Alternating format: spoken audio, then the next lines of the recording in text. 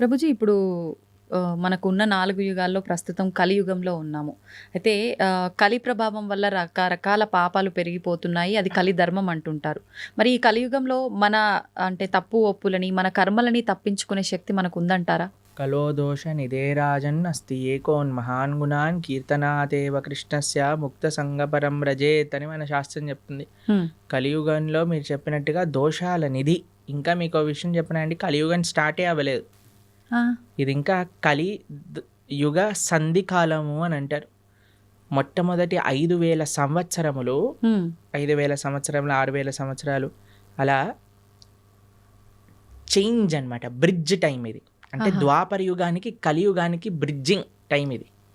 మార్గం అనుకోవాలా? అంటే పూర్తి కలియుగం ఆరంభం అవ్వలేదు. ఓకే. ఈ 5-10 ఇయర్స్ 5-10,000 ఇయర్స్ సంధి కాలము అని అంటారు అనమాట దాన్ని.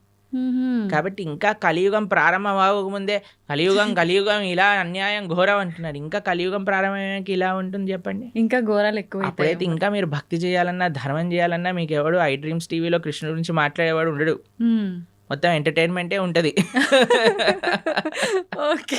కాబట్టి ఇప్పుడే మనకి వస్తుంది, కాబట్టి ఇప్పుడే మనం సీరియస్గా తీసుకొని ఇప్పుడే మనం జపం చేసుకోవటం, గీత చదువుకోవటం. ఎందుకంటే మళ్ళీ అనుకోవచ్చు మళ్ళీ వచ్చే జన్మలో చూద్దాం.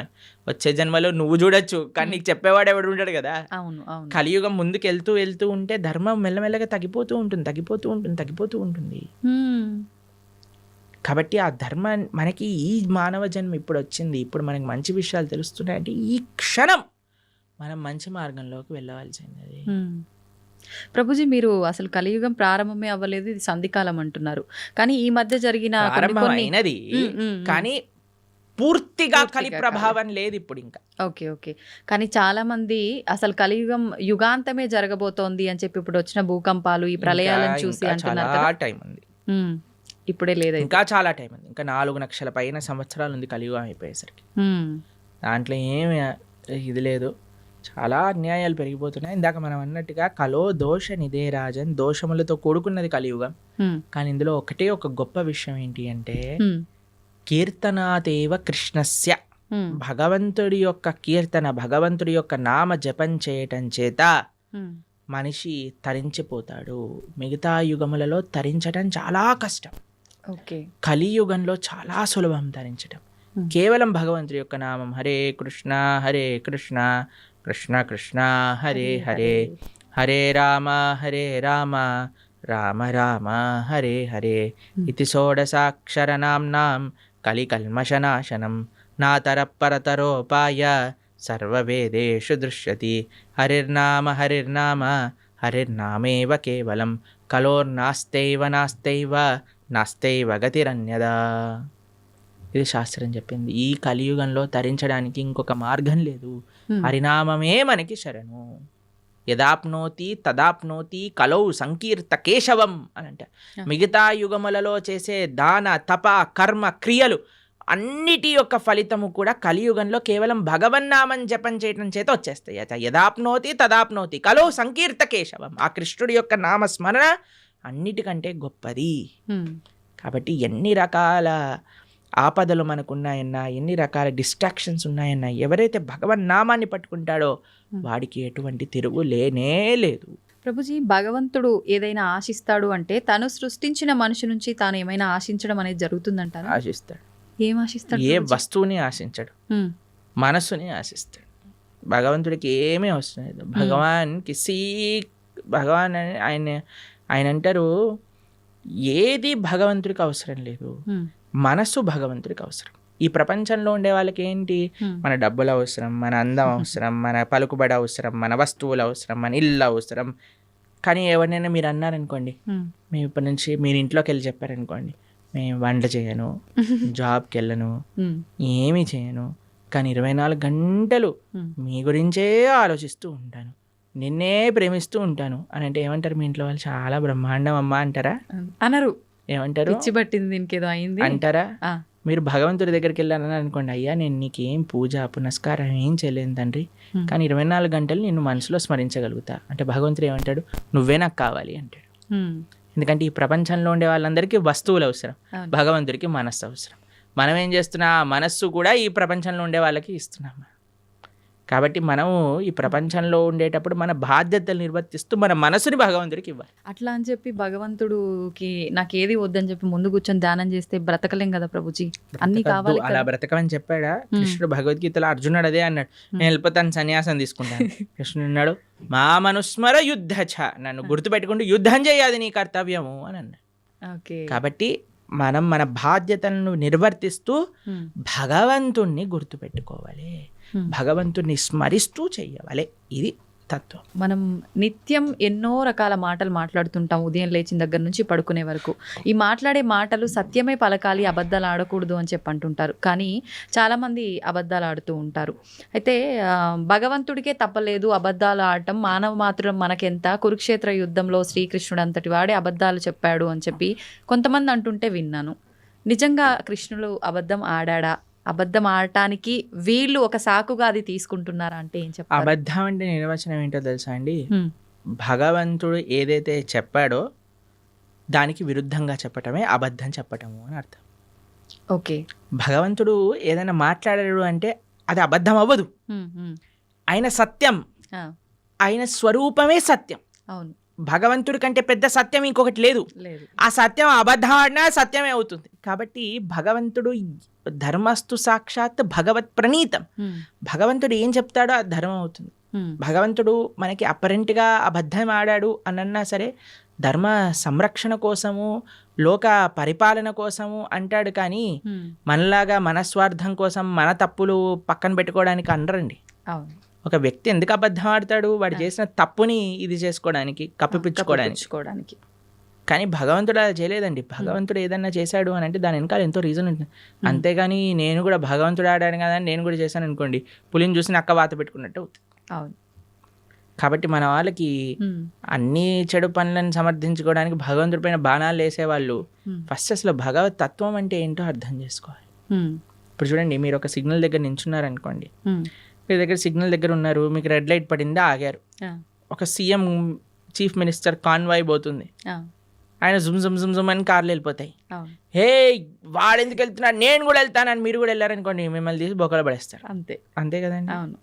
కాబట్టి ఒక్కొక్కళ్ళకి ఒక్కొక్క పద్ధతి ఉంటుంది, ఒక్కొక్కళ్ళకి ఒక్కొక్క నియమం ఉంటుంది. ఆ నియమాన్ని ఆచరించడంలో గొప్పగా ఉంటుంది. కానీ పక్కన వాడి నియమాన్ని వాడెందుకు ఆచరించట్లేదు? ఇప్పుడు చూడండి, మీరు చాలా ఆశ్చర్యం ఏంటంటే గుళ్ళల్లో లైన్లలో నించుంటారు జనాలు. ఎప్పుడైనా విఐపీలు కానీ ఎవరైనా కొందరికి ఫాస్ట్గా వెళ్ళిపోయారనుకోండి, వాళ్ళని చూసి వీళ్ళందరూ ఒకటే, వాళ్ళు ఎందుకు వెళ్ళిపోతున్నారు, వాళ్ళు తొందరగా అయిపోతుంది, మాకు అవ్వట్లేదని గోలబెట్టేస్తుంటారు. చూసారా టీవీలలో కూడా ఇలాంటి వీడియోలు చూస్తాం. మాకు అనిపిస్తుంది, సరే అయ్యా నీకు వాడు 2 నిమిషాల్లో వచ్చేస్తాడు, దర్శనం చేసుకొని 2 నిమిషాలు వెళ్ళిపోతాడు. నువ్వు అరగంట సేపు 2 గంటల సేపు ఆ ఆలయంలో ఉండే చక్కటి ఆ పాజిటివ్ స్పిరిచువల్ వైబ్రేషన్ని అబ్జర్వ్ చేసుకునే ఒక అవకాశం నీకు వచ్చింది. ఒక గీతో, భాగవతమో, ఒక విష్ణు సహస్రనామమో, ఏదో ఒకటి భగవన్నామమో, కృష్ణ గోవింద రామ నారాయణ అనుకోకుండా ఆ ఆలయంలో ఉండే ఆ పవిత్రమైన ఎన్వైరన్మెంట్ని పాడు చేసే విధంగా ఒకళ్ళపైన ఒకళ్ళు అరుచుకోవటాలు, వాళ్ళు వెళ్ళిపోతున్నారు, మేం టికెట్ కట్టాము, వీళ్ళు వెళ్ళిపోతున్నారు. ఈ గోల్ అసలు ఎంత విచిత్రమో చూడండి. అవును. వాడు అదృష్టవంతుడా, వీడు అదృష్టవంతుడా? మీరు చెప్పినట్టుగా చూస్తే వీళ్ళే అదృష్టవంతులు కదా, చెప్పండి. కానీ ఓపిక తక్కువ కదా ప్రభుజీ. అలాంటి అసలు భగవంతుడు నేర్పించేది ఓపిక. ఆలయంలో ఓపిక పట్టిన వాడి జీవితంలో ఏం ఓపిక పడతాడు చెప్పండి. అవును. ఈ వ్యక్తి ఏమన్నా ప్రైమ్ మినిస్టరా తొందరగా వెళ్ళిపోయి దర్శనం చేసుకోవడానికి? లేదు. సరే అయ్యా, బిజీ, అందరూ బిజీ ఈ ప్రపంచంలో, కానీ నీకు ఒక అదృష్టం వచ్చింది కదా, నువ్వే వేరే వాళ్ళని చూసి మనకెందుకు, వేరే వాళ్ళతో పోలికెందుకు? వాళ్ళు వెళ్ళారు దర్శనానికి, సరే భగవంతుడికి ఇష్టం లేదేమో ఎక్కువసేపు ఈయన నా ముందు కనిపించద్దు, తొందరగా పంపించేస్తాడు. కానీ నీ పైన ప్రేమ ఉందేమో, నిన్ను ఎక్కువసేపు చూసుకోవాలనుకుంటున్నాడేమో. కాబట్టి మాకు చాలా బాధేస్తుందండి ఎక్కడైనా ఆలయంలో ఆ ఫైటింగ్ నేచర్ ఎప్పుడైతే వచ్చేస్తుందో అది మొత్తం ఆ అట్మాస్ఫియర్ని పాడు చేసేస్తాం. కాబట్టి భగవంతుడితో మనకొద్దు, వేరే వాళ్ళతో పోలికొద్దు, మనము మన జీవితాన్ని పరిశీలన చేసుకుందాం. నేను ధార్మికంగా ఉన్నానా, ఆధ్యాత్మికత సనాతన ధర్మంలో వేరే వాళ్ళతో కంపారిజనే ఉండదు. నా జీవితాన్ని నేను భగవంతుడికి ఎలా సమర్పణ చేస్తున్నాను, ఇప్పుడు ఎగ్జామ్లో ప్రిపేర్ అయ్యేది నువ్వు నీ ప్రిపేర్ అవుతావు, కానీ పక్కన వాడు అది ఆ చాప్టర్ వదిలేశాడు కాబట్టి నేను కూడా వదిలేస్తున్నాను, చెప్పని వాడు ఇది చేస్తున్నాడు కాబట్టి నేను కూడా అది చేస్తున్నాను. నీ ప్రిపరేషన్, నీ కాన్ఫిడెన్స్, నీది, నీ ఎగ్జామ్, నీ పర్ఫార్మెన్స్, నీ రిజల్ట్, నీ భవిష్యత్. అలానే ధర్మానికి వచ్చేసరికి నేను భగవంతుడికి ఆన్సరబుల్. ఒకరోజు భగవంతుడి ముందు నించున్నప్పుడు నేను చెప్పాలి సమాధానం. ఎంత అబద్ధం ఆడకుండా నేనున్నాను, ధర్మాన్ని ఆచరిస్తూ నేనున్నాను, శౌచం నేను పాటించాను Krishna. You are not answerable to anybody in this world except God. ఇది గుర్తుపెట్టుకున్నాం అనుకోండి, వేరే వాళ్ళని మనం ఏమనం, ప్రశాంతంగా మన జీవితాన్ని చక్కగా మనం మంచి భక్తి మార్గంలో ఉండగలుగుతాం. అవును, నిజంగా ప్రతి ఒక్కరూ అంటే ఇంత జ్ఞానంతో ఆలోచిస్తే తప్ప ఆ వెయిట్ చేస్తున్నాము అనేది భగవంతుడు నిజంగా మీరు చెప్పినట్టు ఎక్కువసేపు నన్ను అలా భగవంతుడు ఉంచాలనుకున్నాడేమో, నాతో అలా పలికించాలనుకున్నాడేమో నామస్మరణ అనే ఆలోచన చేస్తే గనక కదండి మనకి నచ్చే వాళ్ళని హే ఎల్లకెళ్ళకెళ్ళ కొంచెం కూర్చో అంటాం కదా. అవును, అలానే భగవంతుడి దగ్గర కూడా కదండి భావన అండి. మనసులో ఏదైనా భావన ప్రధానం. భావన మంచిగా ఉన్న వాడికి జీవితం అంతా బాగా కనిపిస్తుంది. ఆ భావన లేనివాడు జీవితంలో ఎక్కడ చూసినా సరే వాడు తప్పునే ఎత్తుకుతాడు. అవును, కాబట్టి భగవద్గీత చదవటం వల్ల ఏమవుతుంది అంటే మన భావన శుద్ధీకరణ జరుగుతుంది. వీ కెన్ థింక్ పాజిటివ్లీ, జీవితాన్ని ఒక కరెక్ట్ పర్స్పెక్టివ్లో మనం చూడగలుగుతాం. ప్రభుజీ, దేవుడు ఉన్నాడు అంటే దయ్యం ఉంది అని అంటారు. నిజంగా దయ్యాలు ఉన్నాయా? ఒంటిపైకి దేవుడు వచ్చాడు అని అంటుంటారు, పూనకాలు ఇలాంటివి అంటుంటారు కదా ప్రభుజీ. నిజంగా భగవంతుడు ఉన్నా కూడా అలా మనిషి ఒంటిపైకి రావటం లాంటిది జరుగుతుందా?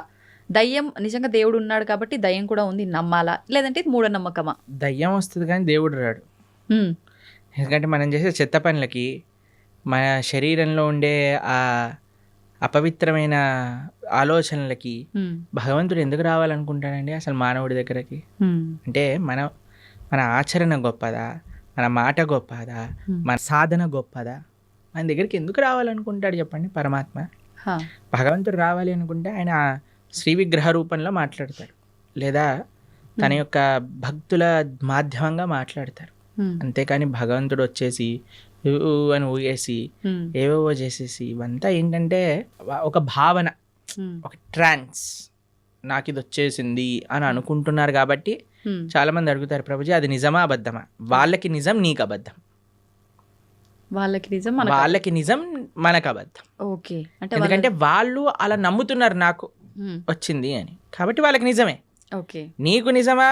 కాదు, మనకు అబద్ధం. ఎందుకంటే దేవుడు రాడు, దేవుడు మనిషి పైకి రానే రాడు. He has many other better positions to come. Okay, కాబట్టి ఎవరికైతే మాకు దేవుడు వచ్చేసాడు అని అంటారో జస్ట్ మీకు నిజం అండి, యూఆర్ నాట్ డినయింగ్ ఇట్. నీకు నిజం, ఎందుకంటే నీ మానసిక స్థితి అలా నీకు చెప్తుంది, కానీ వేరే వాళ్ళు నమ్మవలసిన అవసరం లేదు. మరి దయ్యం పరిస్థితి ప్రభుజీ? దయ్యం వస్తుంది ఎందుకంటే చేసేవన్నీ రాక్షస పనులు కదా.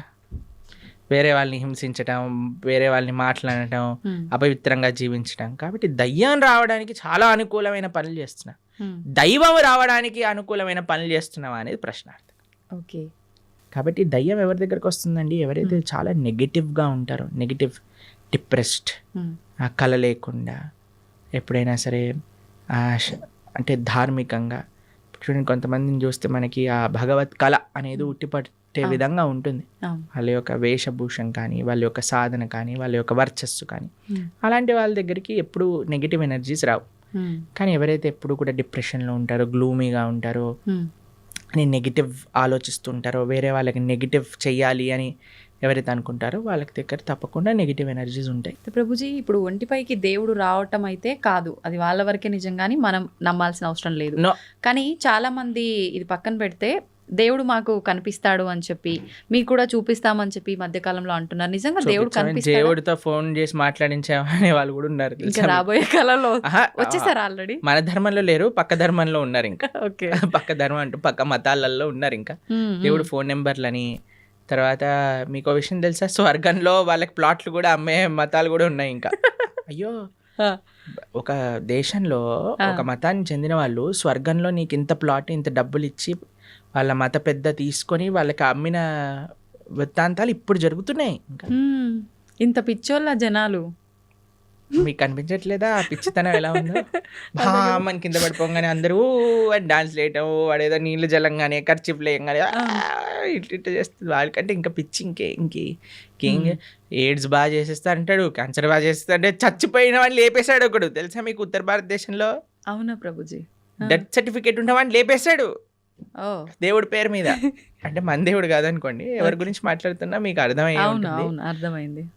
అలాంటి వాళ్ళ వేలాది మంది వెళ్ళిపోయి హర్షేస్తూ గోల పెట్టేస్తూ కింద పడిపోయి అసలు నాకు ఇవి చాలా విచిత్రం అనిపిస్తుందండి. అంటే జనాలకు బుద్ధి ఉంటే వెళ్తారా అసలు అలాంటి ప్రదేశాలకు? చెప్పండి ఒకసారి.